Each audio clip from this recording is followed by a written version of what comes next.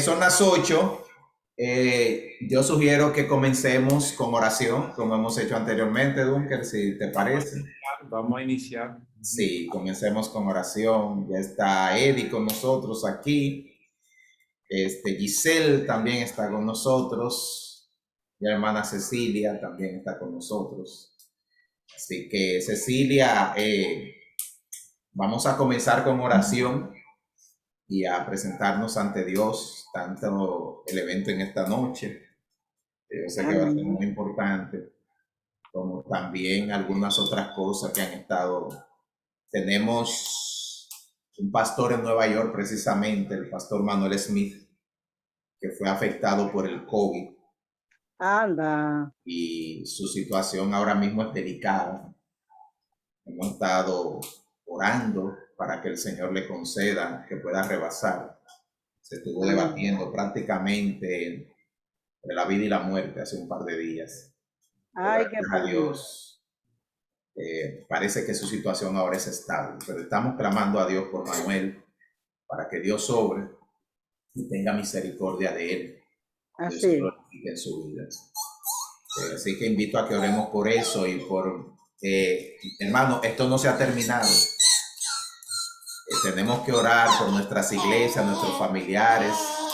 Esto no se ha terminado todavía. Así es. No creo que termine. Esto como que vino para quedarse, lamentablemente. Sí, sí, tenemos que ser conscientes de una realidad a la que le queda todavía tiempo. Y Sí. aprovechemos para orar por las familias de las iglesias, para que Dios nos ayude en medio de todos los desafíos que tenemos. ¿Qué le parece si oramos con usted, sierva Cecilia? Yo continúo y como siempre ha sucedido, que cierre nuestro hermano Dunker y ya se queda para iniciar. Comenzamos con usted, sierva. Amén. Amado Padre Celestial, te damos gracias por esta hora, Señor. Te damos gracias porque nos permites una vez más estar en tu presencia, amado Señor. En esta noche, oh Dios, estamos aquí para alabarte, bendecirte, glorificar tu nombre, Señor, pero sobre todo para pedir clemencia.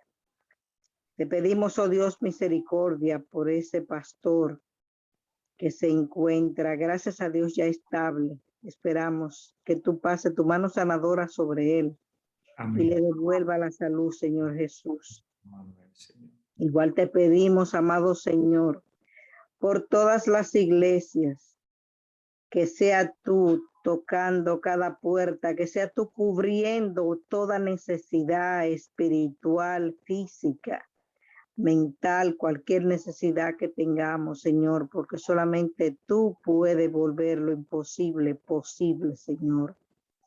En ti creemos y a ti clamamos, Padre amado. Te pedimos también por este diplomado, Señor Jesús. Sé tú abriendo cada espacio, sé tú trayendo cada persona que tú sabes que necesita este conocimiento como persona física y como iglesia, Señor.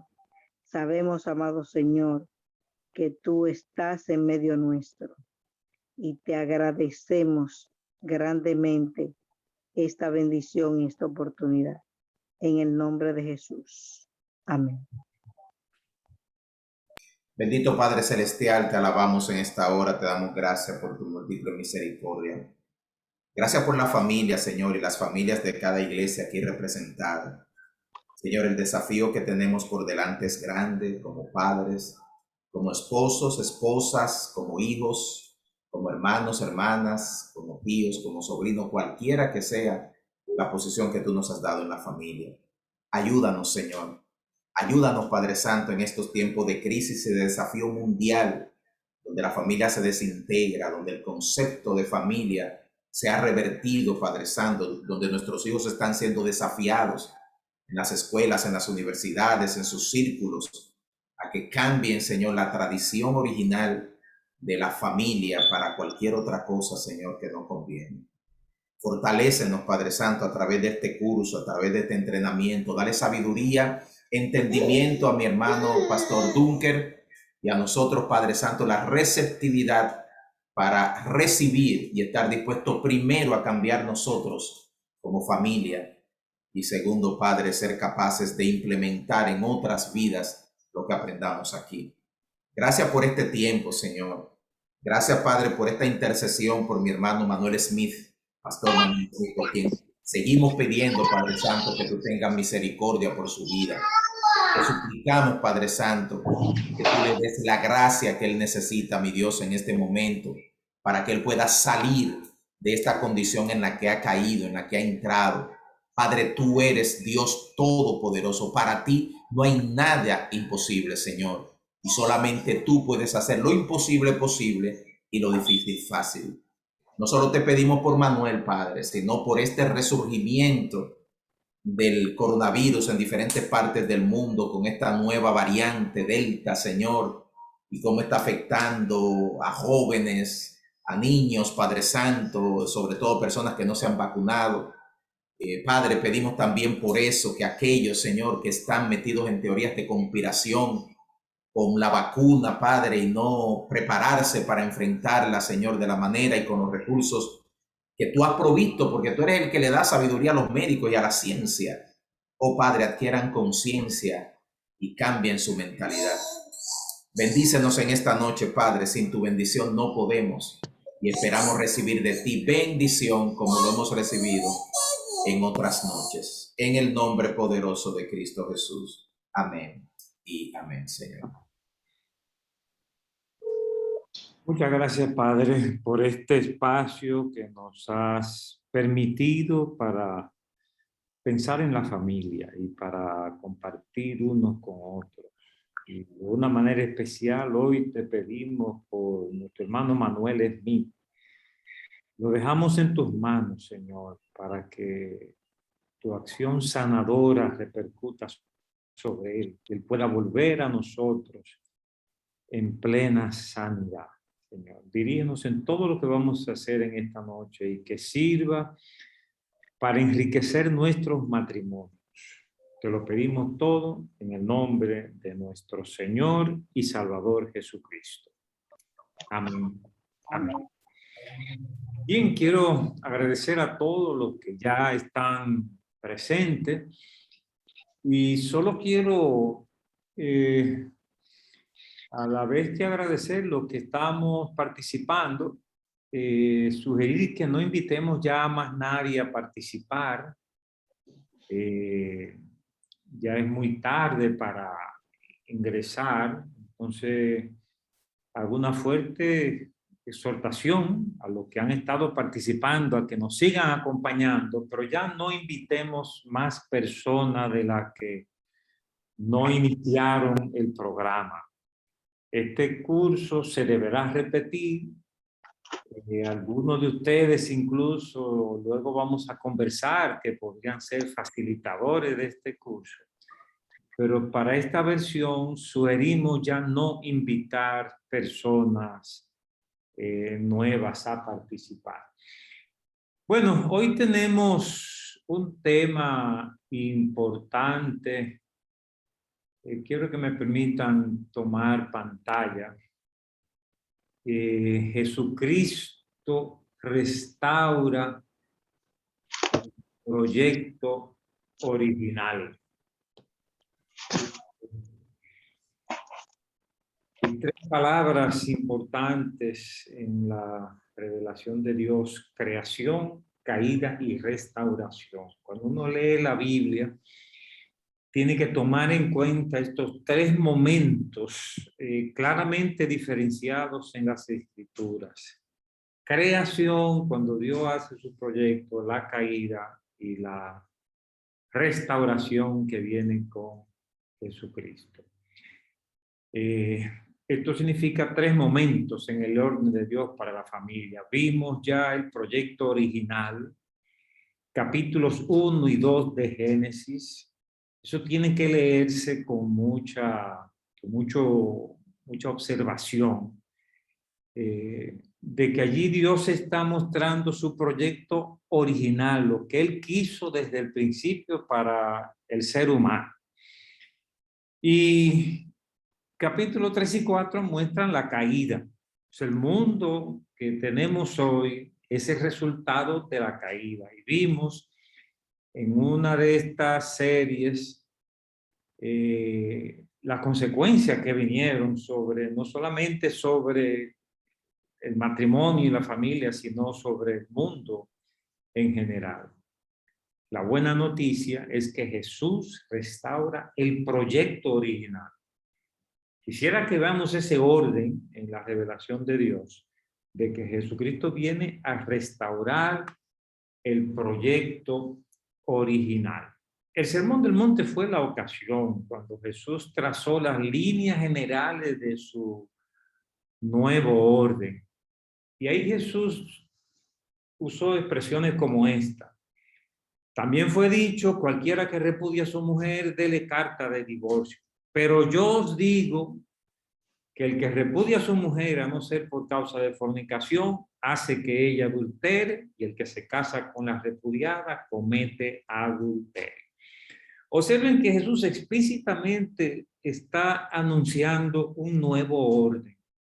También fue dicho, y eso es lo que está en la ley, en el Antiguo Testamento, pero yo os digo, o sea, Jesús está haciendo una declaración nueva, diferente a la de Moisés. Que el que repudia a su mujer, a no ser por causa de fornicación, hace que ella adultera, y el que se casa con la repudiada comete adulterio. Jesús se refería a este pasaje en la ley, Deuteronomio 24, 1 y 2, cuando alguno tomare mujer y se casare con ella, fíjense que bajo la ley es el hombre que toma mujer. Si no le agradare por haber hallado en ella alguna cosa indecente, le escribirá carta de divorcio y se le entregará en sus manos y la despedirá de su casa, y salida de su casa podrá ir y casarse con otro hombre. Es el hombre el que se casa, el que busca a la mujer, y aquí incluso tiene un permiso para soltarla por cualquier causa. Alguna cosa indecente podría interpretarse como cualquier defecto que le encuentre después. El hombre podía dejar a la mujer. Ahora, Jesús dice algo diferente. A no ser por causa de fornicación, ya no puede dejarla por cualquier causa. El único pretexto legítimo para el divorcio es por causa de fornicación. Lo sorprendente es que dice, hace que ella adultere. No dice que adultera, sino hace que ella adultere. ¿Por qué dice eso? Miren, había en aquellos tiempos un grupo que se llamaron los esenios, que eran judíos fervorosos, que no aceptaban el dominio de Roma, y ellos se iban al desierto a orar para reclamar la liberación de Palestina, y abandonaban a sus mujeres. Y Juan el Bautista tiene todas las características de un esenio. Y en tiempo de Jesús hubo ese énfasis en irse al desierto a orar por la liberación de Palestina. Y es el tema que está aquí. Hace que ella adultere. Si te vas al desierto a orar y dejas a tu mujer sola en la casa, tú la provocas al adulterio. Es un tema secundario, pero como está en el texto, hago ese pequeño comentario. De todas maneras, la nueva situación es que a partir de ahora, el hombre no puede dejar a su mujer por cualquier causa, sino únicamente cuando ella lo abandona y se va con otro. Es decir, ella es la que se va y fornica, y entonces eso da motivo a la disolución. Te voy a mostrar entonces en este nuevo orden del Evangelio 5 puntos en los que el Evangelio retorna al proyecto original de matrimonio. 5 puntos en los que el Evangelio retorna al proyecto original de matrimonio. Primero, la monogamia. A Jesús le hicieron una pregunta de si un hombre podía dejar a su mujer. Y probablemente es el mismo tema que está aquí, dejarla para ir al desierto a orar. Probablemente el contexto no es dejar a la mujer para irse con otra, sino ir al desierto a orar. De todas maneras, Jesús aprovecha para lanzar su proyecto para retornar al principio. Jesús le dijo, ¿no habéis leído que el que los hizo al principio, varón y hembra los hizo? O sea, Jesús, su respuesta sugiere que él está implementando un retorno al proyecto original. Y cuando ellos reaccionaron y mencionaron a Moisés, él les respondió diciendo, por la dureza de vuestro corazón, Moisés os permitió repudiar a vuestras mujeres. Mas al principio no fue así. O sea, Jesús está reclamando el proyecto original. Y yo os digo, sigue diciendo, y aquí viene el fin de la poligamia. Con este versículo Jesús cierra el tema de la poligamia. Y yo os digo que cualquiera que repudia a su mujer y se casa con otra, adultera. Eso no era así bajo la ley. Porque bajo la ley un hombre podía, incluso sin repudiar a su mujer, casarse con otra y no adulteraba. Ahora Jesús está diciendo, el que repudia a su mujer y se casa con otra, adultera. Jesús pone la excepción, salvo por causa de fornicación. Excepción que, según entendemos algunos, se aplica también a la segunda cláusula de ese versículo. Y el que se casa con la repudiada, salvo por causa de fornicación, adultera. De modo que se aplique igual al hombre y a la mujer. Entonces, a partir de aquí, Jesús está hablando de un matrimonio que retorna al proyecto original en una estricta monogamia. Es un cambio drástico, es el retorno al proyecto original y ya el hombre no puede tener una segunda esposa. En las palabras que Jesús añade, confirma el tema del celibato de los esenios. Ese contexto es importante para entender la teología del matrimonio en el Nuevo Testamento. Y es que la presión que había no era tener muchas mujeres, sino dejar a la mujer para irse al desierto a orar. Por eso le dice, sí, dijeron los discípulos, si así es la condición del hombre con su mujer, no conviene casarse. Entonces Jesús les respondió, hay eunucos que nacieron así del vientre de su madre y hay eunucos que son hechos eunucos por los hombres. Y escuchen la parte final.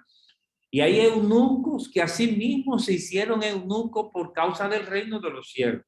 O sea, Jesús no está rechazando por completo esto, que fue una realidad en Juan el Bautista, que fue una realidad en Jesús, en Pablo. Lo que no se impone es como luego hizo Gregorio VII, exigir que para entrar al ministerio tenían que ser célibes. Pero de todas maneras, hago este comentario colateral para confirmar que el tema del celibato monástico estaba en el ambiente de Palestina en aquellos momentos. Esta respuesta de Jesús confirma el contexto del celibato que preconizaban los esenios y probablemente Juan el Bautista. De todas maneras, el punto es que Jesús provoca el retorno a la monogamia, el matrimonio monogámico. Y a partir de ahí, todo el Nuevo Testamento habla de la propia mujer, el propio marido, bajo el principio de la monogamia. Una segunda cosa que aparece en el Nuevo Testamento es la sujeción recíproca. Someteos unos a otros en el temor de Dios. Es obvio que esto no se podía decir así en el Antiguo Testamento, porque bajo Moisés el hombre es el jefe, el hombre es el que manda. No hay mutua sumisión. La mujer respeta al marido. Pero ahora Jesús está planteando, Pablo está planteando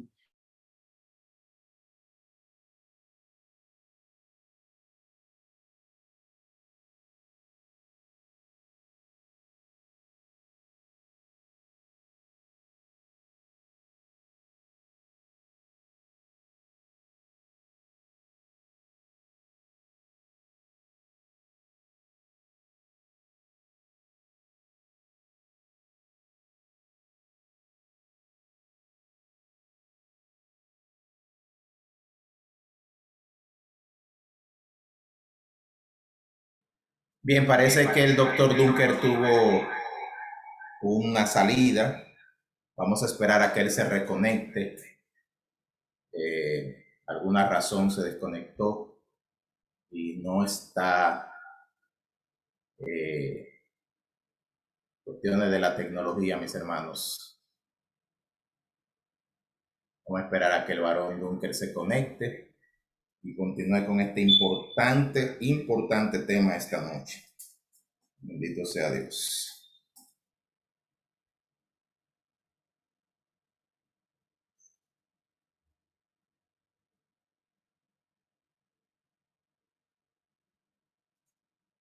Esperamos que no haya sido que se le haya ido la luz. Es algo que está aconteciendo tan frecuentemente. Estoy aquí atento a su reconexión. Demos unos minutos, hermano. No se vaya nadie. Quédese por ahí.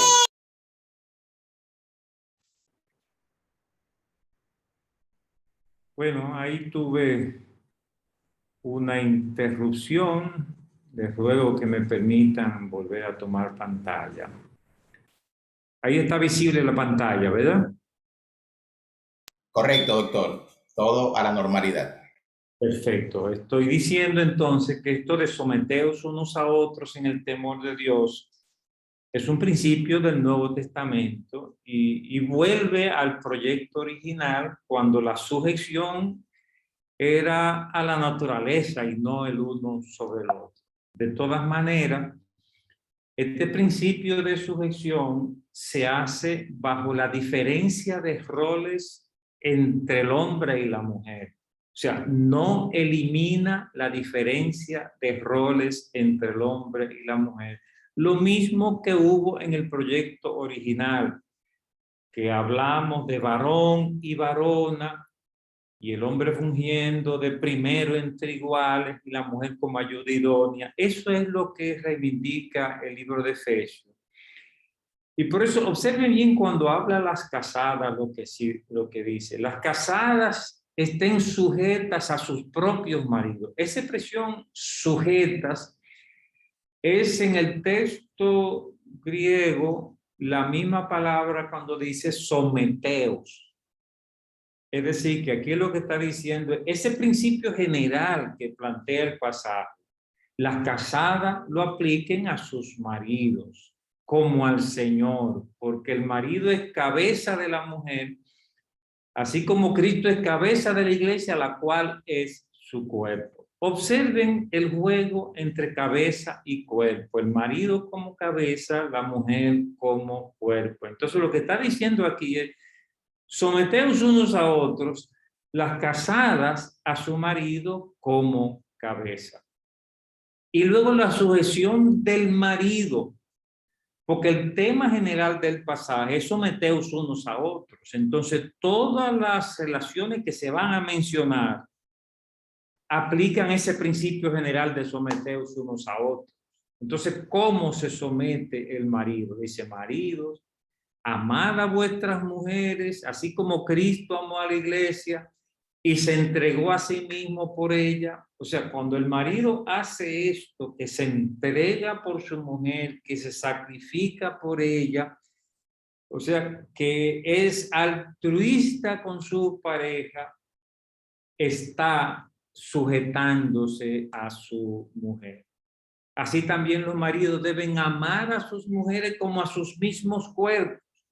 El que ama a su mujer, a sí mismo se ama. Observen que en los dos casos, la metáfora que está en el centro es cabeza-cuerpo como una unidad funcional. Y así como el cuerpo se sujeta a su cabeza, la cabeza se sujeta a su cuerpo, cada cual en su propio rol. Repito esa expresión. El cuerpo se sujeta a su cabeza. En este caso, la mujer se sujeta a su marido.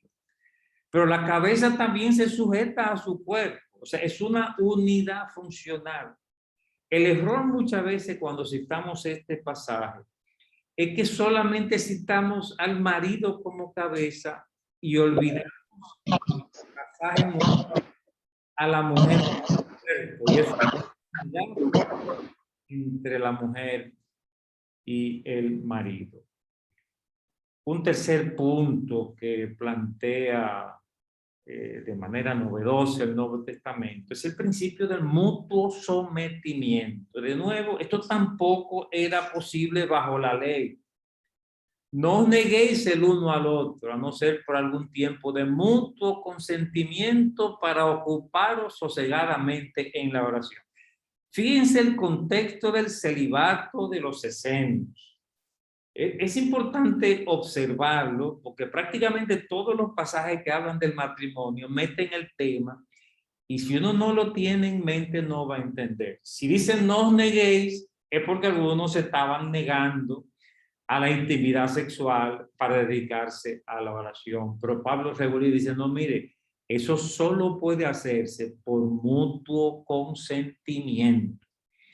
Entonces, el mutuo consentimiento es un principio rico que nos muestra el estilo que debería haber entre el hombre y la mujer en el matrimonio. Bueno, no os neguéis, confirma la influencia del celibato, dejar a las esposas para entrar en monasterios en el desierto. Aquí, la manera como esto se aplica, mutuo consentimiento es el reto de buscar consenso. O sea, lo que está invitando a los matrimonios a tomar decisiones consensuadas, a ponerse de acuerdo. Eso va a implicar ceder de parte y parte. A veces buscar el punto medio como estilo para decidir las cosas. Ese debe ser el estilo normal del matrimonio bajo el Evangelio. De todas maneras, hay situaciones cuando se puede producir un tranque y entonces alguien debe asumir la decisión final y en eso la cabeza obviamente asume la decisión final. No como regla, no como estilo normal, pero sí en una situación en que se tranque el juego y hay que decidir algo.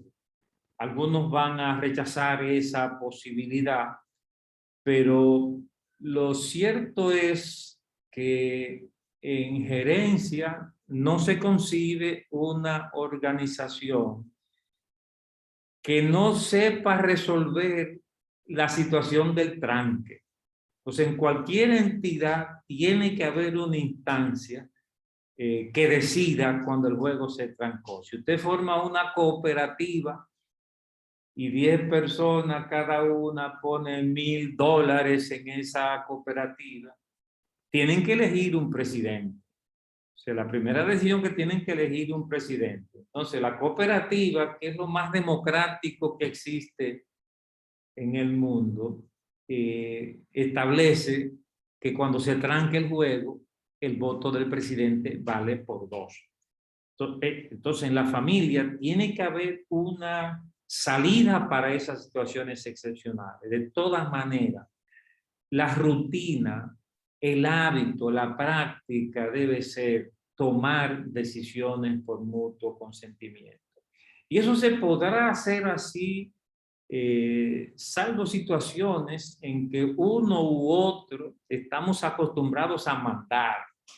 Hombres o mujeres que por sus experiencias familiares necesitan imponer como si alguien pudiera sabérselas todas. Pero en madurez podemos tomar decisiones rutinariamente por mutuo consentimiento. El Evangelio también nos presenta como coherederos de la gracia de la vida. Pedro dice, mujeres, estad sujetas a vuestros maridos. Y entonces dice, maridos, igualmente. Y esa palabra igualmente repite el esquema de Pablo. Hay una reciprocidad, hay una mutua sujeción. Vivid con ella sabiamente, dando honor a la mujer como a vaso más frágil y como a coheredera de la gracia de la vida. Esto tiene que ver con la vida espiritual. Coheredera significa que reciben los mismos dones En el Nuevo Testamento, hombre y mujer reciben los mismos dones, tienen la misma posición delante de Dios, de modo que somos coherederos y con igualdad nos acercamos a Dios y Dios nos recibe. Finalmente, es posible ver también la idea de un cogobierno, de un gobierno compartido entre el hombre y la mujer en la casa. Estos dos pasajes en Timoteo nos permiten hacer esa derivación. Cuando Pablo habla sobre los obispos, le supone que ellos gobiernan su casa, pues el que no sabe gobernar su propia casa. O sea, Pablo supone que los obispos gobiernan su casa. Y cuando escribe a las viudas, quiero pues que las viudas jóvenes se casen, críen hijos, gobiernen su casa. Cuando uno combina esos dos pasajes en la misma epístola, llega a la conclusión de que en la mente de Pablo y el Espíritu Santo que le hablaba, hay una idea de un gobierno compartido, que ya no hay la idea del Antiguo Testamento del hombre como jefe y la mujer como subalterna. En conclusión, Jesús restaura el proyecto original. Esta vez lo hemos aplicado específicamente al matrimonio. Eso significa monogamia, un hombre para una mujer y una mujer para un hombre. Eso significa mutuo consentimiento, pero dentro de la diversidad de roles. El hombre y la mujer toman decisiones por mutuo consentimiento, sujeción recíproca, pero con roles diferenciados. Son coherederos de la gracia y están llamados a un gobierno compartido. Mirando todo esto aplicado a todo el Evangelio, mirando cómo Jesús restaura el proyecto original, es que Pablo hace esta declaración en Gálatas 3:28. Ya no hay judío ni griego, no hay esclavo ni libre, no hay varón ni mujer, porque todos vosotros sois uno en Cristo Jesús. Bien, ese es el tema que teníamos para la primera parte. Quisiera ahora dar un espacio para un conversatorio y escuchar preguntas o comentarios que quisieran hacer sobre el mismo.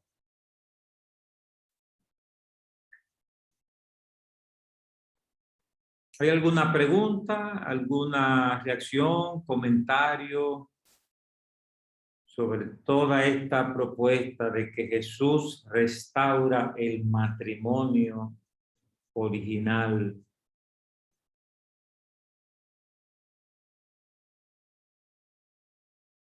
Bien, pueden abrir sus micrófonos los que quieren participar sencillamente, o también pueden utilizar el levantar la mano, que es una indicación que está al pie de su pantalla. Usted le da a su pantalla, le hace un clic, aparecen unas opciones y ahí puede levantar su mano. Y si no, sencillamente abra su micrófono. Sabemos que muchas personas están iniciándose en esto de Zoom. Si hay alguien, puede participar sencillamente abriendo su micrófono. Buenas noches. Gilena. Sí, buenas noches. Por Dios favor. lo bendiga a todos. Mire, yo estoy agradecida a Dios porque este tema me cae muy bien, porque justamente hoy yo le solicité el divorcio a mi esposo. Él vino a la casa y nosotros lo hemos firmado.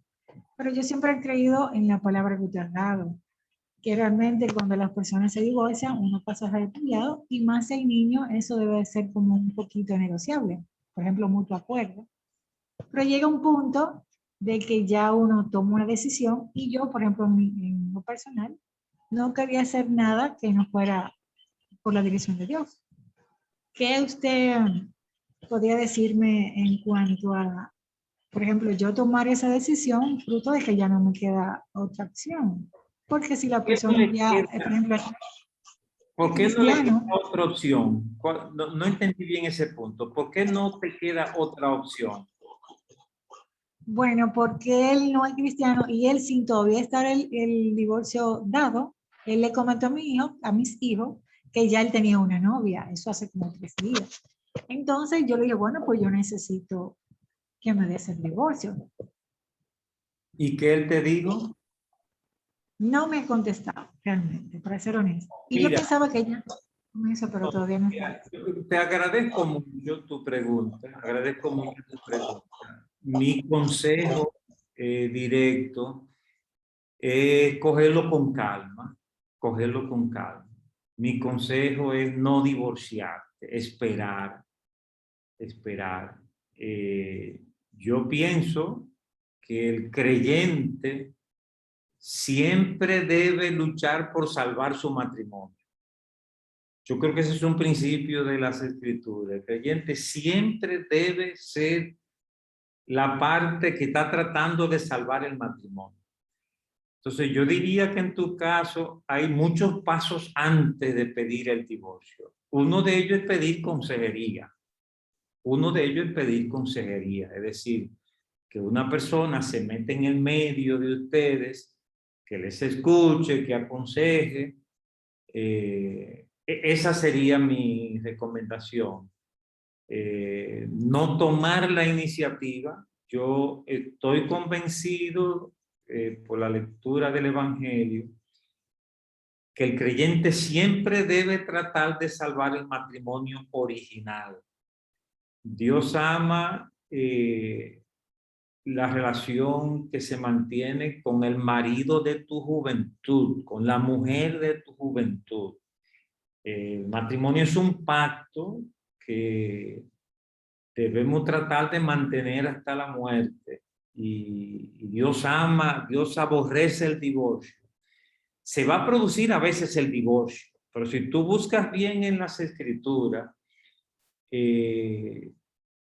siempre el matrimonio se rompe porque la otra parte lo rompe. O sea, el creyente siempre está llamado a salvar el matrimonio. Así que mi consejo es esperar, que no te apresures en tomar una decisión, sino que te des un espacio y hasta busques consejería. Si tú vives en Santo Domingo, aquí en Santo Domingo hay muy buenas recomendaciones de personas que podrían intervenir en tu matrimonio. Bueno, gracias por esa importante pregunta. ¿Alguien más tiene alguna pregunta? El tema de hoy es muy de aplicación, no es tanto para teorizar.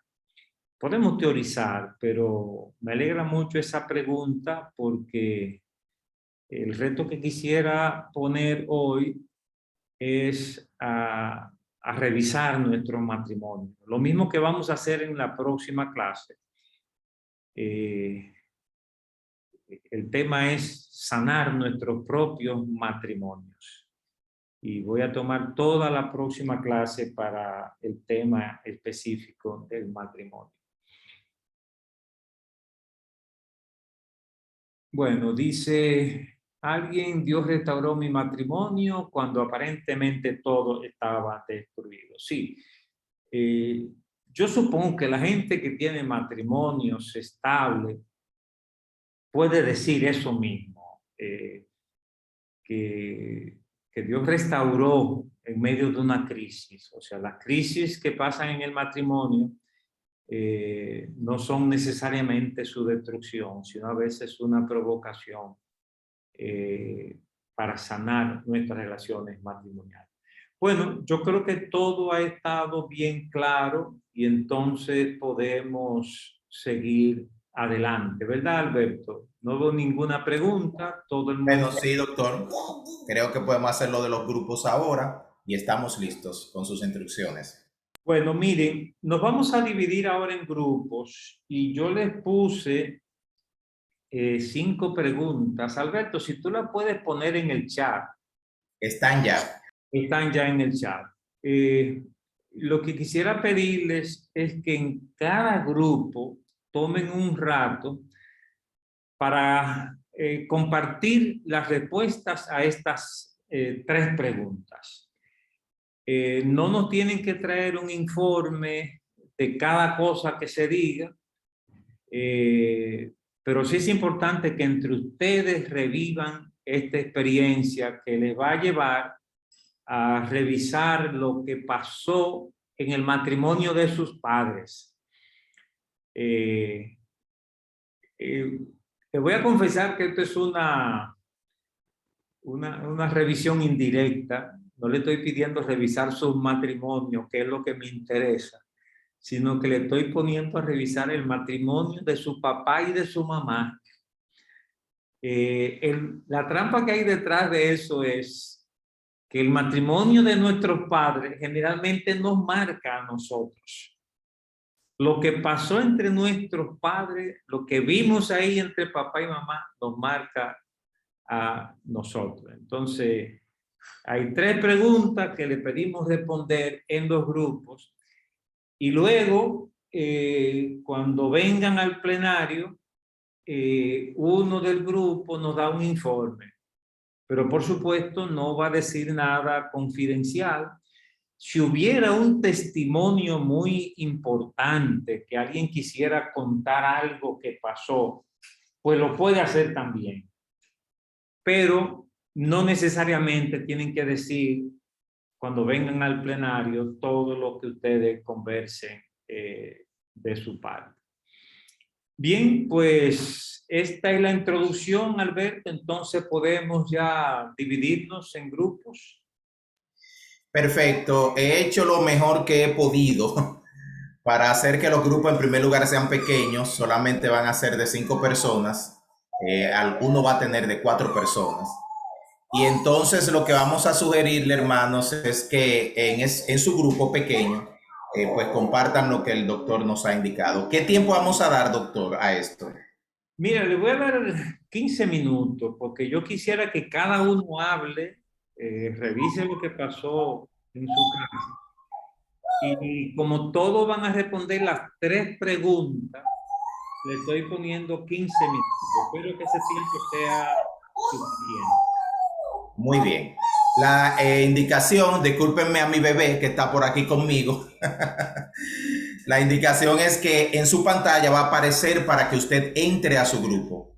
Inmediatamente aparezca en su pantalla, usted sencillamente le hace clic y entra al grupo que le corresponde. Cuando termine, sencillamente dice que va a salir del grupo, pero no de la sesión de Zoom. Así que en este momento estoy iniciando los grupos. Hágale clic en su pantalla, inmediatamente aparezca la invitación. Amén.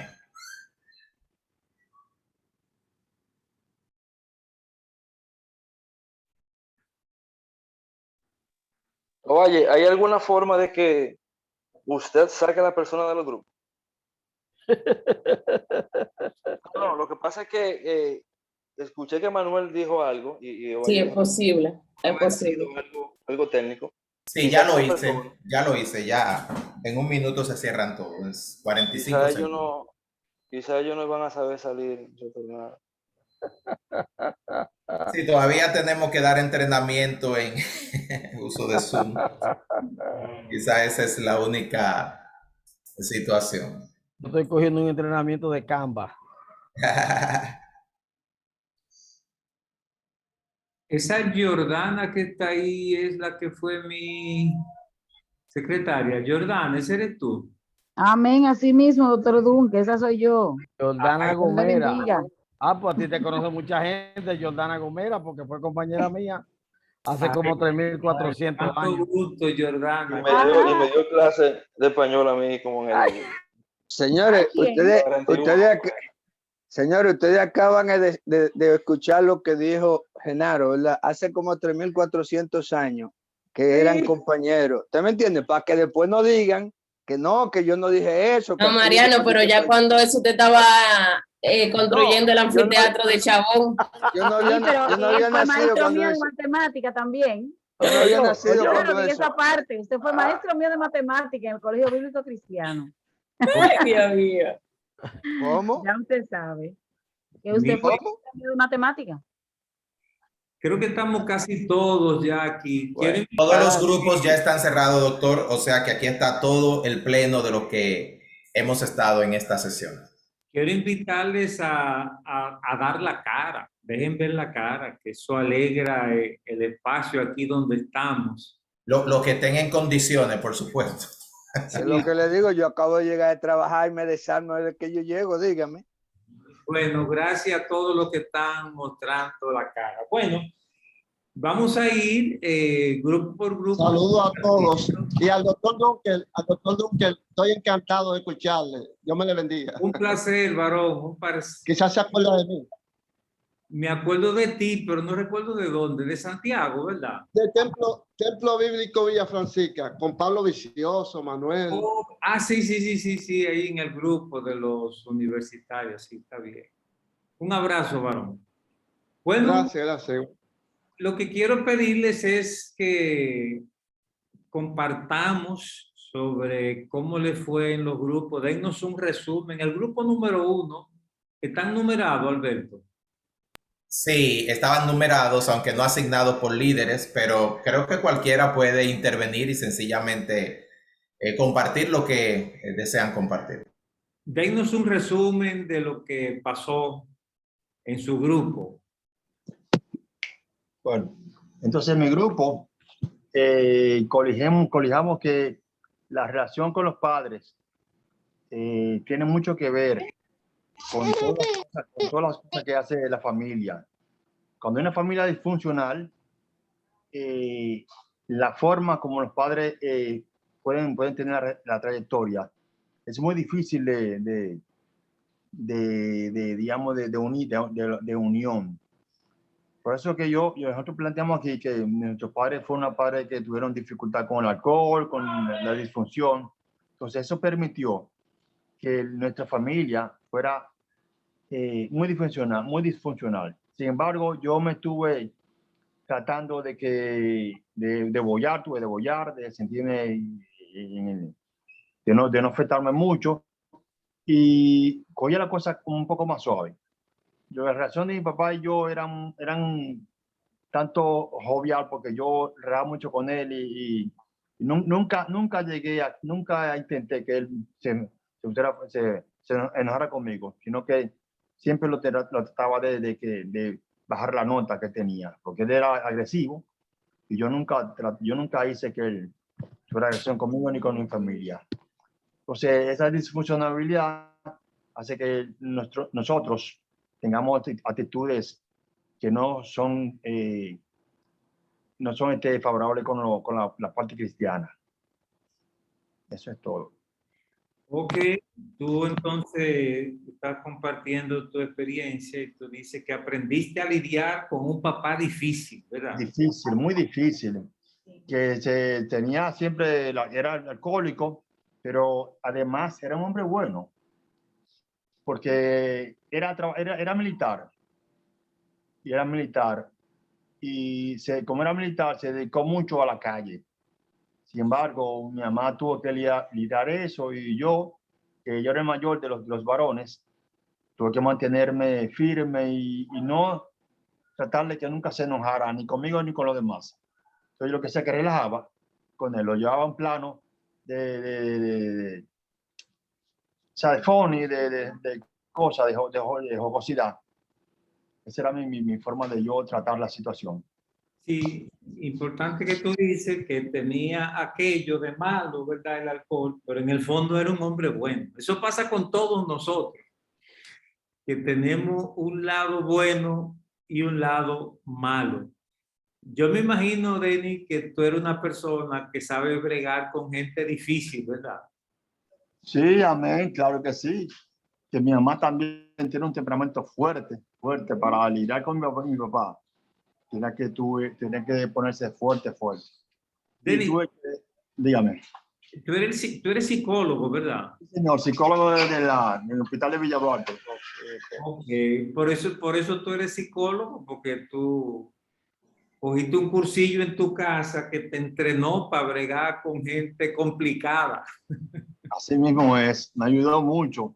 Me facilitó la cosa. Lo estoy diciendo de chiste, pero eso tiene también su verdad por ahí. ¿Alguien más del grupo de Denis quiere decir algo?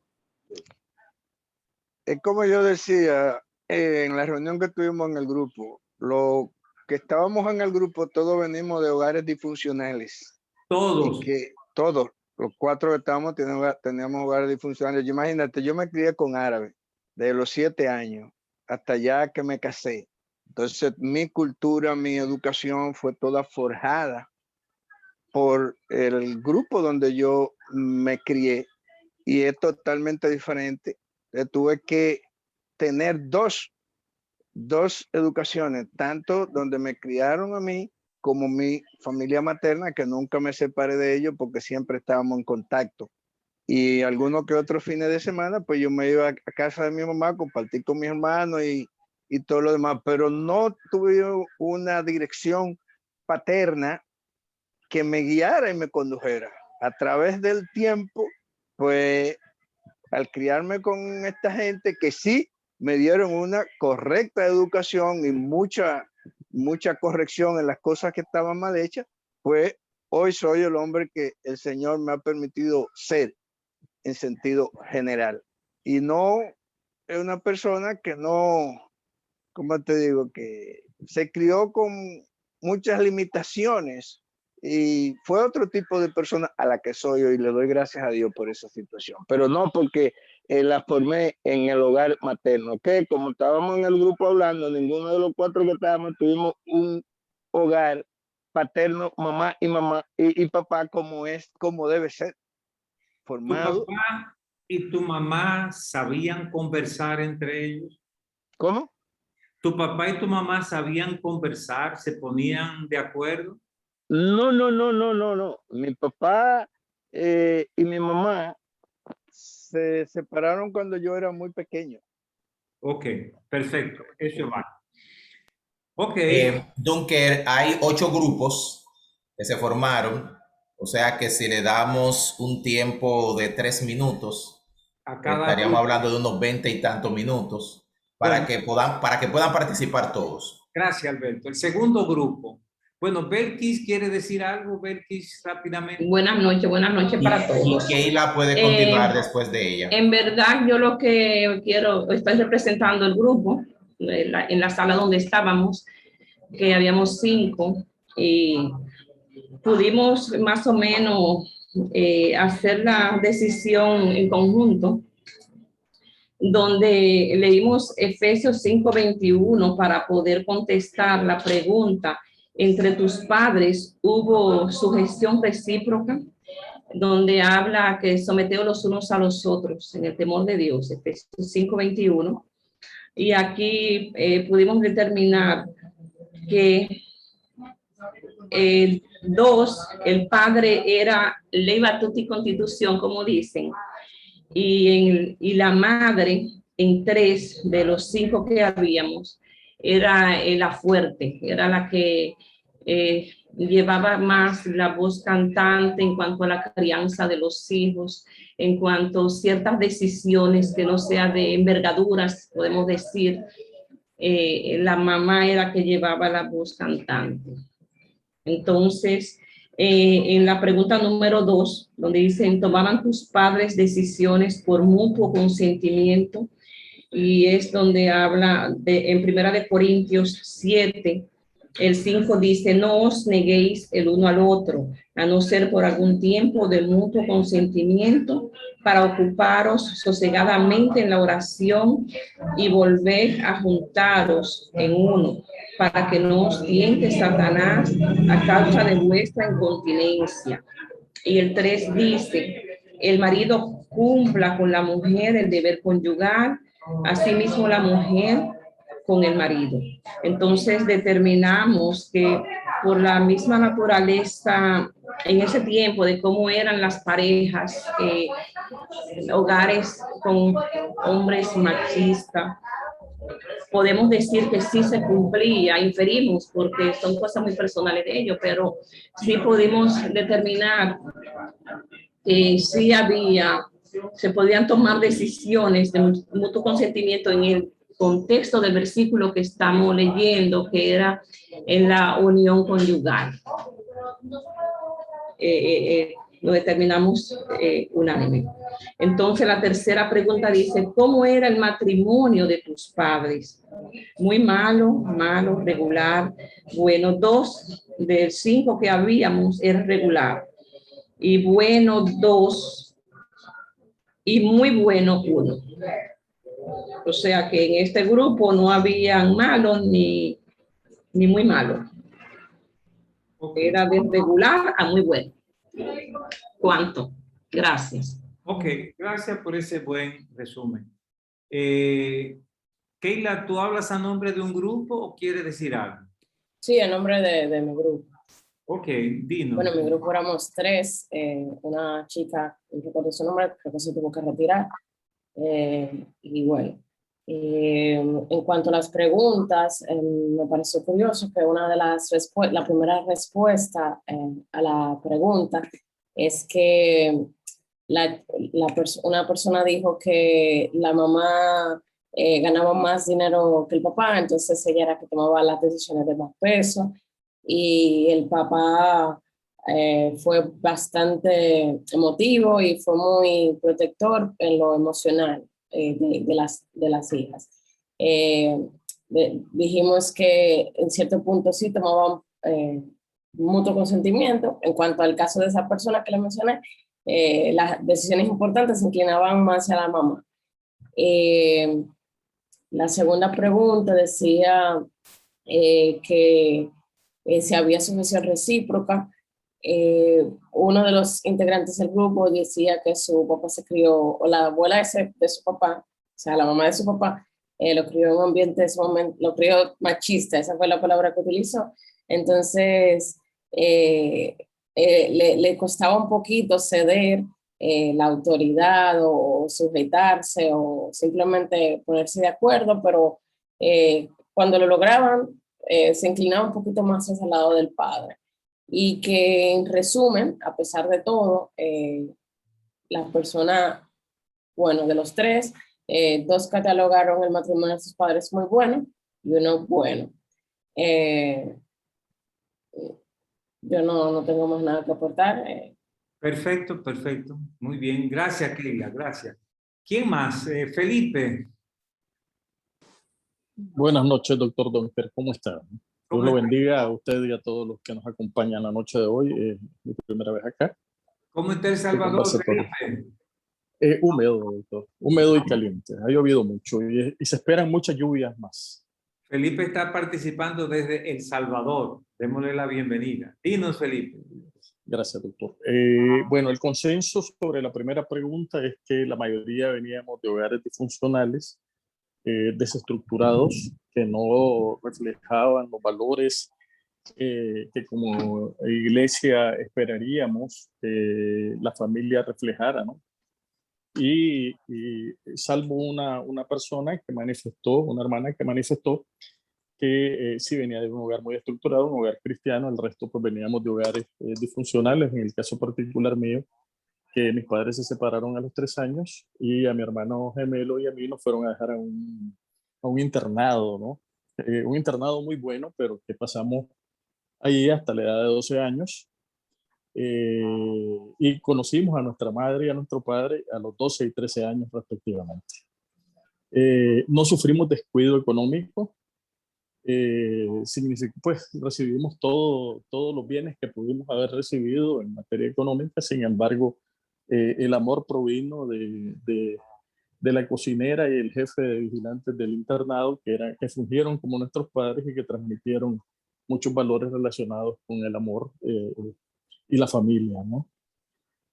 Con respecto a la segunda pregunta, que no logramos abordarla completamente, las decisiones generalmente, pues en mi caso las tomaba el padre, ¿no? El padre era la figura dominante, era un pater familia, y como manifestaba el grupo anterior, la madre generalmente se plegaba a las decisiones del padre, ¿no? Y había cierta dualidad muy particular, ¿no? En las cosas de la casa, las decisiones de mamá eran indiscutibles. Y sobre las cosas importantes, las decisiones de papá prevalecían por encima de todo. En el caso de doña Sara y don José, que fungieron como nuestros padres. Yo no me atrevería a evaluar el matrimonio de mi padre y mi madre biológica, que era quienes quiero mucho. Sin embargo, pues no conocí, ellos no se reunieron nunca durante mi vida consciente, nunca los pude ver juntos, ¿verdad?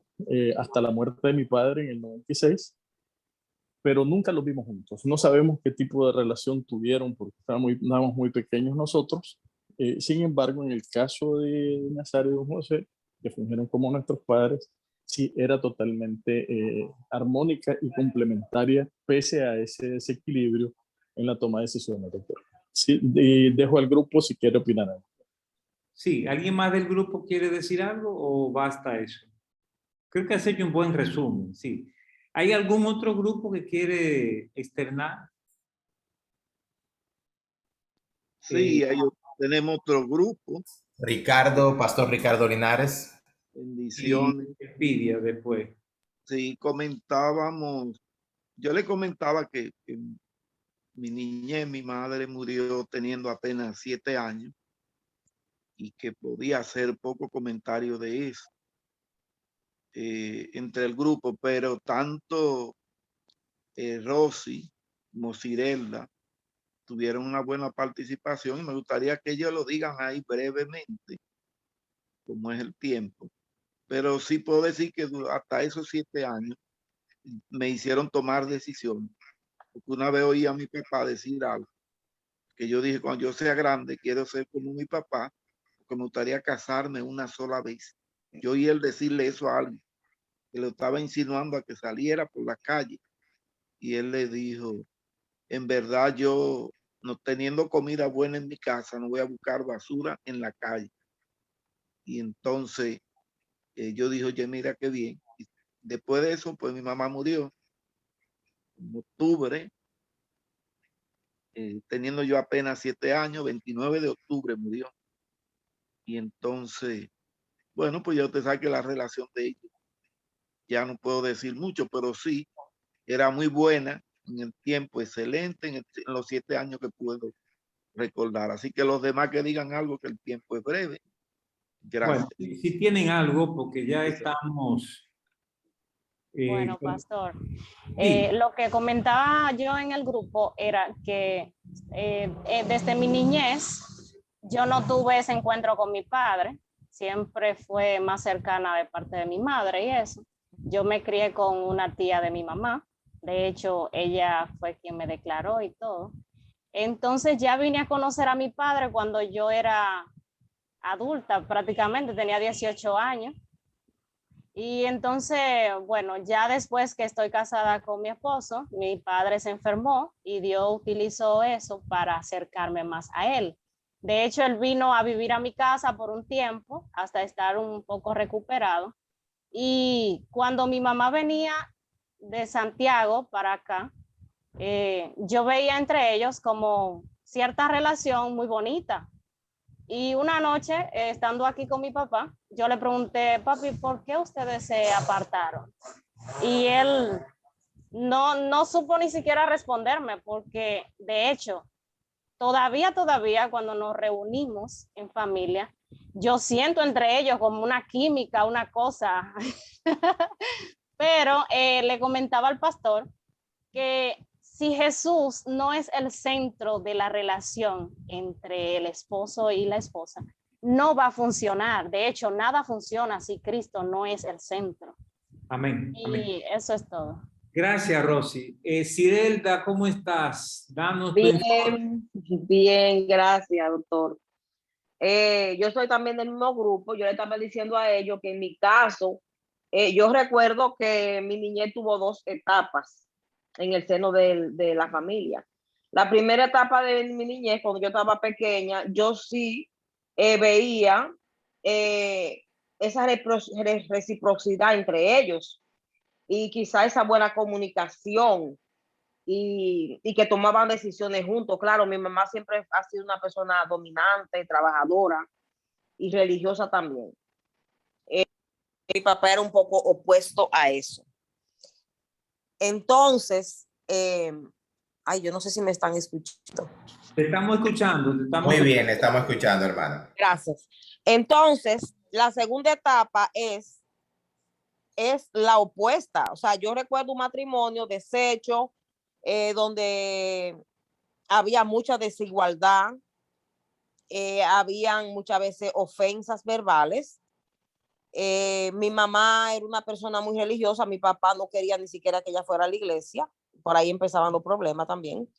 Mi mamá era una mujer muy trabajadora, mi papá se puso que no quería trabajar, se dedicó al alcohol y por ahí ya ustedes se pueden imaginar, hasta llegar a un momento de uno desear el divorcio de sus padres. Entonces, es como dijo el doctor, hay cosas que marcan a uno, que lo marcan en su niñez. Y para mí, yo creo que de alguna u otra manera, esa vivencia que nosotros, que somos 3 hermanos, de padre y madre, tuvimos en ese seno, en los últimos años fueron muy fuertes. Y creo que nos marcó a cada uno independientemente. Claro, yo por lo menos he tratado de salir de eso. Uno tiene que buscar la manera de salir de que no lo marque para siempre. Pero es como dijo esa niña, donde Dios no es el centro, las cosas no pueden trabajar bien, definitivamente. Gracias, Irelda. Bien, Amén. creo que hemos agotado todos los grupos ya, ¿verdad? No, faltan algunos. No sé si quieren participar, están listos para hacerlo, lo quieren hacer. Bueno, Sencillamente, Dunker sería abrir su micrófono y concederle el tiempo que resta. Bueno, si ¿Alguien más?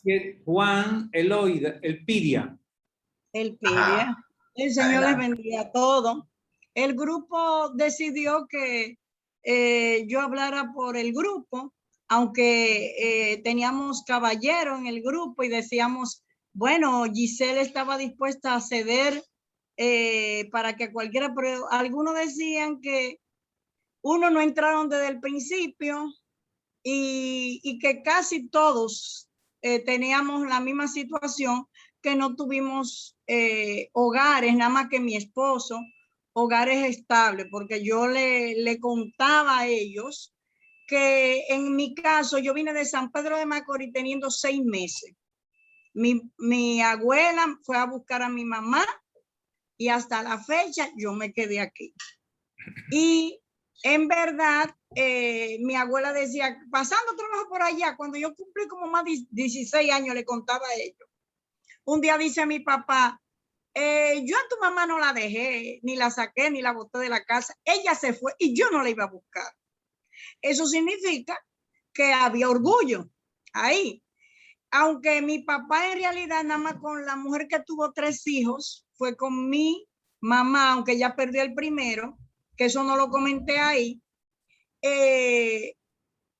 Yo era la mayor, soy la mayor y mi hermano, pero luego mi papá, cada hermano que yo tengo son de madres diferentes. Él era descarriado. Mi papá era descarriado y mi mamá vino a aceptar al Señor cuando ya estaba una semana antes de fallecer, porque ella se endureció. Ella no era una persona mala, era una persona, ¿cómo decirle? Muy sentimental, lloraba de todo. Yo decía, yo no quiero llorar. Demasiado lloro yo he visto. Mi mamá era muy, muy débil. Mi abuela era fuerte. Y mi abuela pasó, por eso quizá,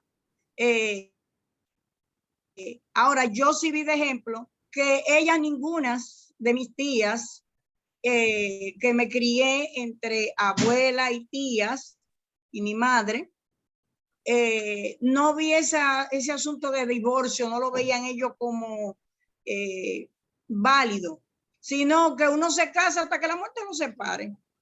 En el caso de mi esposo manifestó que sus padres por lo menos tuvieron 14 hijos y él era borrachón,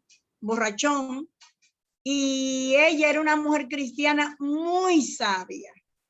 Ella era tan sabia así que mantuvo el matrimonio y él se mantuvo con ella no teniendo hijos en la calle. O sea que él en esta área se mantuvo fiel a ella, pero fue porque ella también le buscaba la vuelta. O sea que eso también, muchas veces nosotros ahora con este orgullo decimos, yo veo los matrimonios y oigo muchas veces personas que se me acercan a mí y me dicen, ay, no, hay que dejar esto y vamos a divorciarnos porque es que yo no aguanto esto. Los demás, hubo una que dijo que en la tercera, que era cómo era el matrimonio de su padre, ella decía malo. ¿Por qué? Porque vivían peleando todo el tiempo. Luego los demás, de la primera y la segunda, bíblicamente no encajamos. ¿Por qué? Porque es de nuestros padres, no de nosotros ni de otra generación. Y nuestros padres no sabemos si se negaban. Yo digo mi mamá no, pero por lo menos, por lo digo que no se negaba, porque a los 10 años él se divorció de ella. Y cuando vino, mi mamá lo aceptó una noche y quedó embarazada de mi hermano. Amén. Y bueno, se vino a dar cuenta a los 6 meses. O sea que... Está bien, gracias. Nos han dado una visión más o menos general. Gracias a todos los que han participado. Miren, la intención es mirar un poquito hacia atrás, porque uno pasa por la experiencia de la familia de origen y no tiene oportunidad de revisar eso, pero ahí se formó el cerebro que tenemos hoy. Hoy día sabemos que las actitudes del carácter se construyen en la familia de origen. Y todo eso que ustedes están contando es la historia donde nos formamos. No tenemos tiempo para ver el impacto que eso ha tenido hasta el día de hoy, pero yo sé que si tuviéramos tiempo, ustedes confirmarían cómo la familia de origen influyó en el matrimonio que ustedes tienen hoy. O sea, las mañas que uno exhibe en el matrimonio se forman allí en la familia de origen. Algunos de ustedes se criaron en familias que dicen que fueron familias disfuncionales, ambientes malos. Algunos ni siquiera tuvieron a papá y a mamá en la casa. Todo eso nos marca. Incluso me gustaría revisar a algunos de ustedes que son solteros, porque muchas veces la soltería tiene que ver con lo que vivimos en la niñez. Los pleitos que se arman en el matrimonio tienen que ver muchas veces con cosas que vivimos en la niñez. Pero la diferencia es que a nuestros padres no le dieron un cursillo como este que ustedes están tomando. Ellos no tuvieron la oportunidad de revisar sus relaciones familiares. El reto que tenemos nosotros es hacerlo bien. Y una manera como lo hacemos bien es sanando esas raíces de amargura que muchas veces conservamos con nosotros. Nuestros padres cometieron errores porque ellos mismos tuvieron su propia experiencia familiar difícil. El problema no comenzó con papá o mamá, sino que comenzó con los papás de ellos. Y si usted va buscando el culpable, terminamos con Adán y Eva por allá. O sea, uno va para atrás y uno termina con Adán y Eva. Por eso la Biblia tiene una palabra para todos nosotros, y es: honra a tu padre y a tu madre para que te vaya bien y para que seas de larga vida sobre la tierra. Papá y mamá hicieron lo que pudieron, cometieron errores muchas veces como resultado de la niñez que ellos mismos habían tenido. Pero Dios nos dice: cierre ese expediente. cierra ese expediente. Recibe al papá que yo te di, recibe a la mamá que yo te di, hónralos. Dales toda la honra que sea posible. Y cierra ese expediente y permite, si tienes la oportunidad, tener una buena relación con papá y con mamá. Bueno,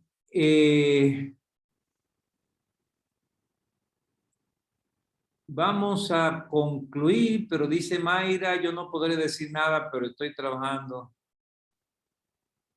Gilena, mi familia no era disfuncional, se llevaban bien. Mi madre era dominante.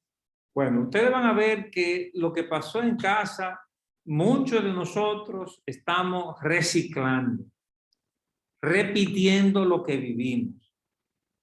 Algunos somos esposo o esposa siguiendo modelos equivocados. Otros estamos reaccionando a lo que pasó y para que no nos pase eso, quizás nos vamos al otro extremo. Pero todo eso nos marcó y una manera de cerrar ese expediente es, en el nombre de Dios, cerrar ese expediente y honrar al papá que Dios nos dio, honrar a la mamá que Dios nos dio y tratar nosotros de hacerlo mejor. Les invito el próximo jueves, especialmente la hermana que nos habló del divorcio.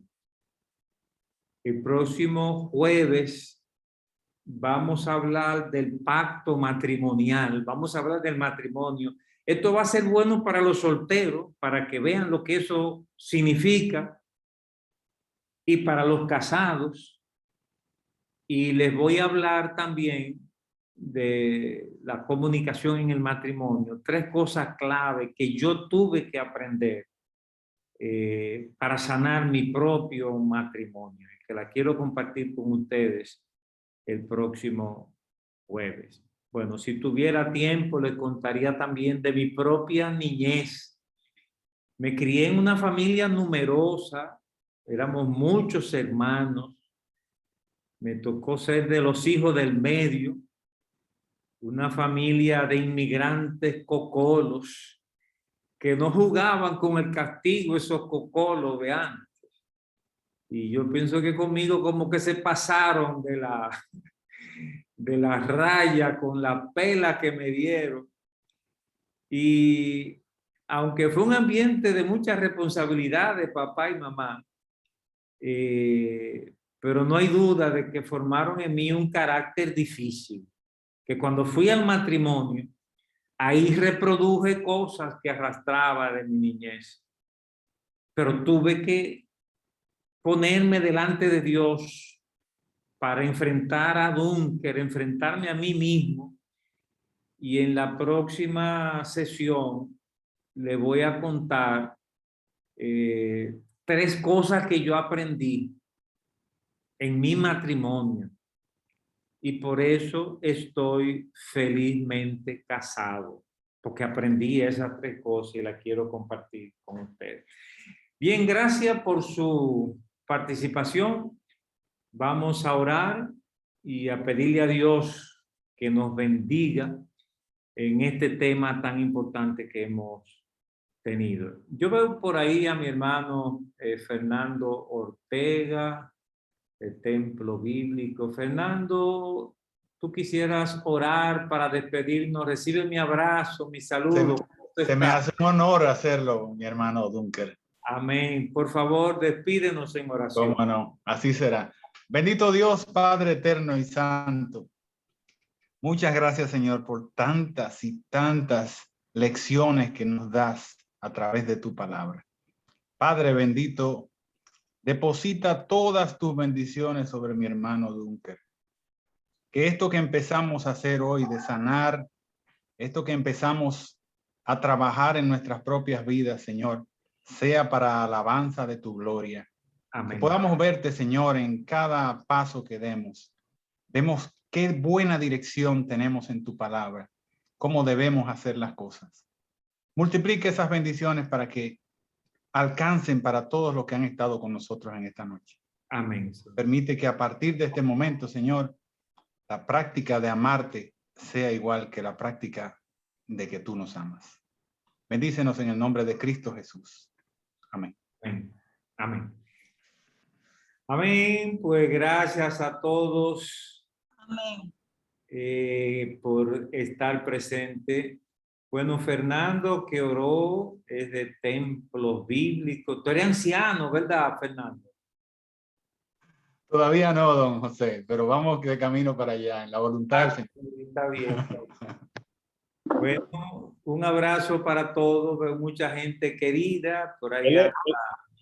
Pueden abrir sus micrófonos y saludarse, hermano. Este tiempo es informal. Pueden abrir sus micrófonos. Saludos para todos. Saludarse. Dios le bendiga. Doctor Duncan, siempre firme. Que Dios le bendiga y a su familia. Muchas gracias por estas enseñanzas. Amén, amén. Muchas gracias. Sí, Gilena, nos vemos la próxima. Saludos a todos. Amén, amén.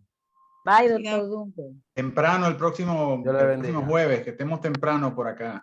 Sí, iniciamos a las 8 en punto. Así que ya saben, nos veremos en la próxima. Bueno, bendiciones, buenas noches. Dios le bendiga. Bendiciones. Dios le bendiga a todos. Bendiciones saliendo. Dios le bendiga a todos. Pasen buenas noches. Amén. Amén.